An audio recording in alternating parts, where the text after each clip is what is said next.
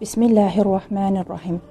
Gözəl nitqi olan xain saray ruhaniləri öz xütbələrində, moizələrində buyururlar ki, əgər İmam Hüseyn olmasaydı İslamın Fatihəsi verilmişdi, əgər İmam Hüseyn qiyam etməsəydi din aradan getmişdi.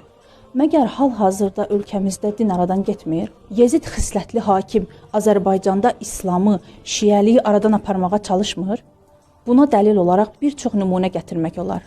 Uzun illərdir sənədlərdə hicab qadağası, mədrəsələrin bağlanması, məscidlərdə azan səsinin qadağan olunması, son illərdə əzadarlıq məclislərinə qoyulan məhdudiyyətlər, Aşura yürüşlərinin qadağan olunması, İmam Rza əleyhissalamın və onun əziz bacısı Həzrəti Məsumə salamullahi əleyhanın ziyarət qapılarının Azərbaycanın müsəlman xalqının üzünə bağlanması və s.